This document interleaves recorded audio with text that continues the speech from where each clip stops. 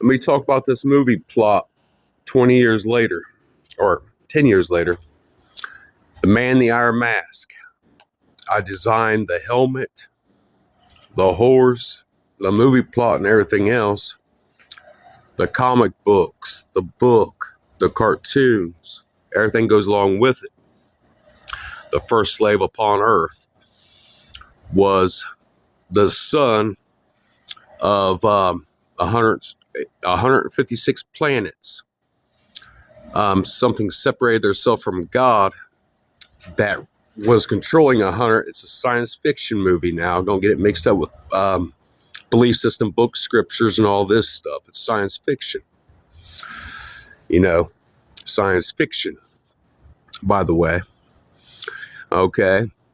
The person that separated theirself, it wasn't a person, it was a thing that separated theirself from God, was controlling 51 planets. Came down here to Earth, killed all the dinosaurs, and had the power of creation. His son, Justorius, was born a slave. Because he was so powerful, they had to make him a slave, since slavery was like a popular thing back in them days. And he was so smart. For every 1 year, he was 7 years stronger. So when he was 1 year old, he was the fastest 7-year-old on the planet. For every year, he was 7 years stronger and faster with everything, mentally and physically. So he was a super genius. So he mastered stone carpentry work, stone mason, and making weapons, and the master of swords, master of everything at age 12 as a slave. So when he was 12 years old, he was cast upon the Colosseum, where people are fed to lions, and when they're half alive and everything else. And he had to have triple chains. He had God chains that nobody could see on him, and he had physical chains weighing him down.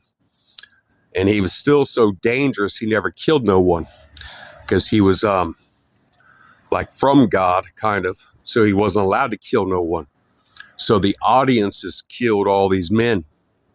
He just wounded all their joints, their shoulders, their knees, their elbows.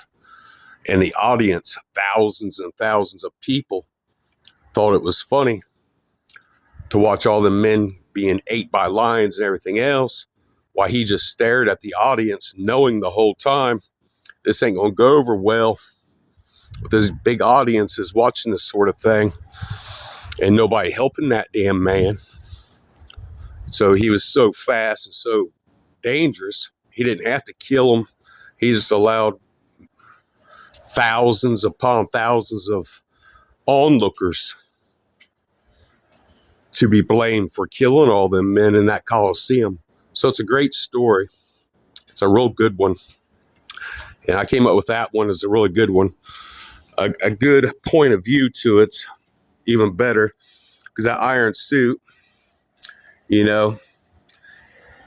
created out of steel with nickel. So none of his weapons in his iron suit never rusted. And that's another point of view. And I've said this a million times, so I'm sure somebody somewhere knows all this information anyways. But it's a great story plot. It'd be a great video game, because it'd be like a cartoon with different races of people wearing those suits that would be in charge of a bunch of ones that wore those suits with those helmets, with 52 stars placed upon those suits, which would represent the future of, I think, 52 states, I do believe, the first superhero on the planet. So it would surpass all the comic books, and it'd be a comic book series too. 13 by 16 book cover, hardback, for $20. and 11 by 14 pages within that. So I know this will work out good. I'm just going to post this brief thing here because I'm going broke right now. And I've been saying all this stuff for quite some time, and I'm getting really, really mad. Just Shane Richmond repeating itself once again.